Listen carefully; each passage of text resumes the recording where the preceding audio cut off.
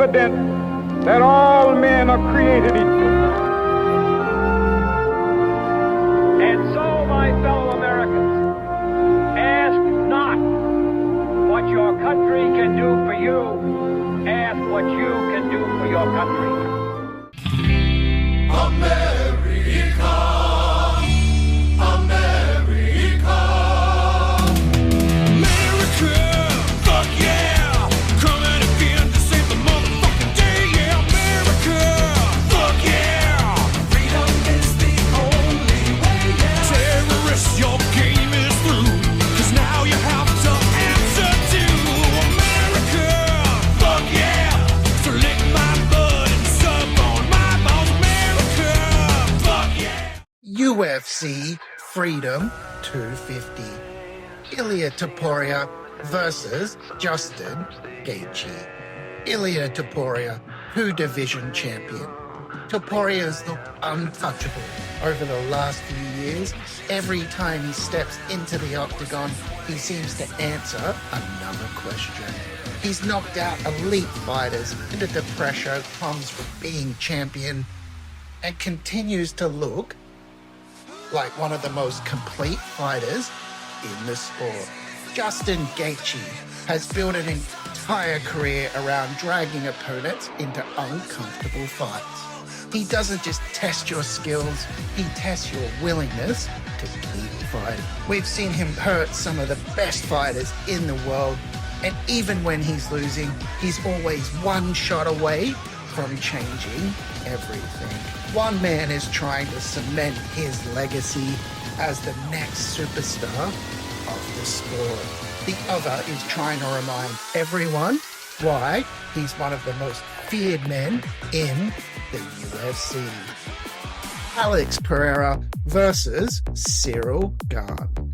Alex Pereira, former middleweight champion and light heavyweight champion, now chasing UFC titles in 3 different weight classes. Pereira is one of the most feared strikers in MMA. Carrying devastating knockout power, he fights with patience, precision, and incredible timing, always looking for the opening to land one fight-ending shot. Standing across from him is Ciryl Gane, one of the most talented heavyweights we've ever seen. He moves like a middleweight, strikes with incredible precision and athleticism that very few heavyweights can match.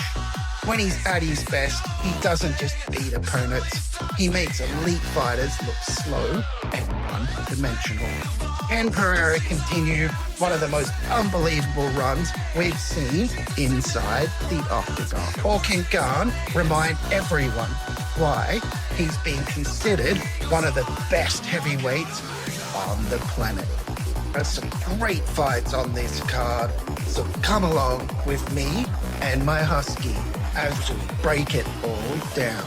If you enjoy the videos, don't forget to like and subscribe. For those of you watching every week who still haven't subscribed, your free trial has officially expired. It's time to subscribe and join the Husky Hustler Pack. Anything can and will happen inside the octagon. So remember to stay husky.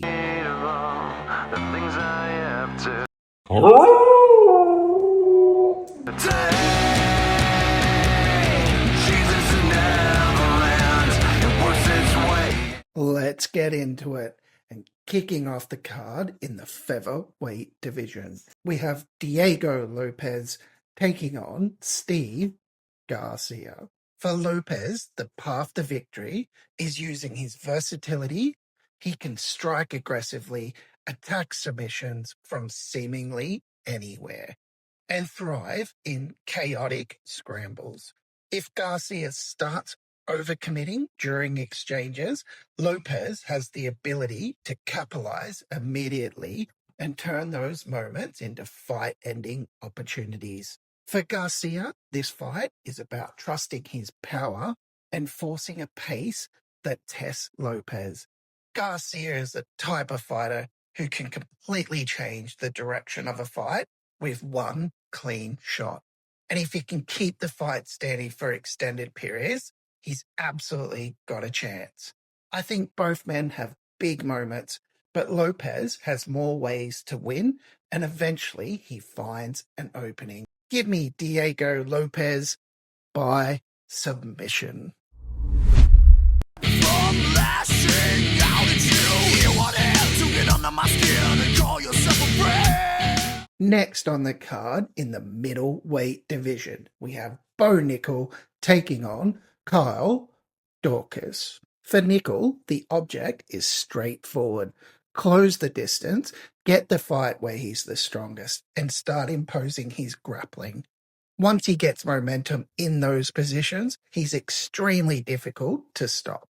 The longer he's controlling where the fight takes place, the better things should look for him. For Daukaus, he needs to make Nickal answer questions he hasn't been forced to answer often. That means staying composed, defending early takedown attempts, and extending the fight. If he can frustrate Nickal and force him into a longer striking exchanges, the fight becomes much more interesting.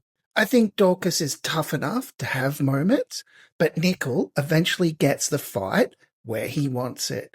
Give me Bo Nickal by submission. Twist, twist, twist. In the lightweight division, we have an explosive matchup between Mauricio Ruffy taking on Michael Chandler. For Ruffy, it feels like a fight where composure will be everything. Chandler is going to bring pressure, explosiveness, and unpredictable moments. Ruffy's best chance is to stay technical, trust his striking, and avoid getting dragged into unnecessary chaos. If he can consistently make Chandler miss and pay for those mistakes, he'll have opportunities to do serious damage.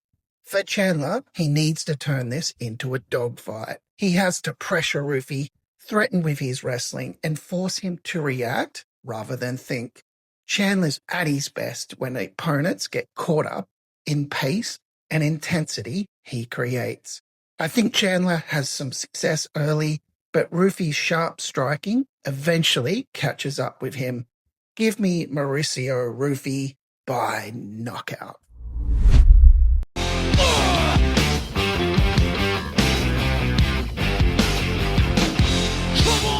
Next up, two of the big boys are going to go at it, with Derrick Lewis taking on Josh Hokit. For Lewis, there isn't usually a complicated game plan. He wants to keep the fight standing and trust his power. Opponents can be winning every minute of the fight against Derrick Lewis, but it just takes one mistake and the fight is over.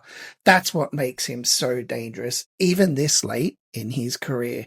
For Hokit, patience is critical. He needs to stay responsible defensively, avoid wild exchanges, and make Lewis work every second he's in the cage. If he can survive the early danger and force Lewis into a longer fight, the momentum could start shifting in his favor. The problem is that heavyweight fights can change instantly, and nobody has changed more fights with one punch knockout power than Derrick Lewis.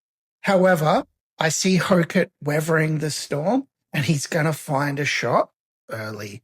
Give me Josh Hokit by knockout.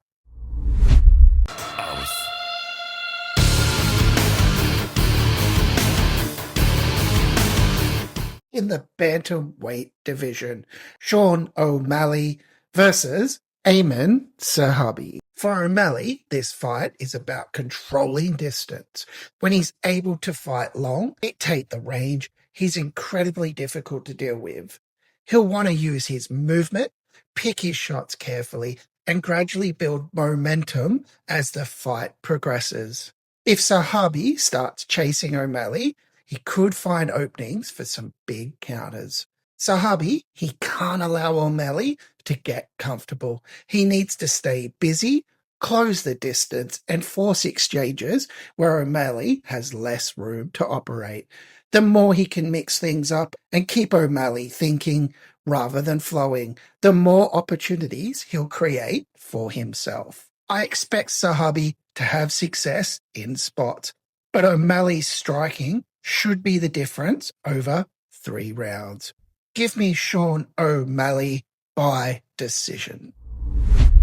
Dad, I am the one exterminating son, slipping through the tree string. And in the co-main event, we have the highly anticipated heavyweight bout between Alex Pereira and Ciryl Gane. Pereira's path to victory revolves around pressure and patience. He doesn't need to rush anything. He can slowly back Gane towards the fence, make him think about the power coming back at him, and wait for the right opportunity to land something devastating. Pereira has a unique ability to change a fight with a single strike, and that's always a factor when he's in the cage. For Gane, this is a fight about discipline. He needs to use his movement, keep Pereira guessing, and avoid getting trapped along the fence. The more he can force Pereira to reset and chase, the better his chances become. If Gane can keep the fight technical and fight at range, he has the skill set to make things very competitive. I think Gane wins stretches of the fight, but Pereira eventually finds the shot he's looking for. Give me Alex Pereira by knockout.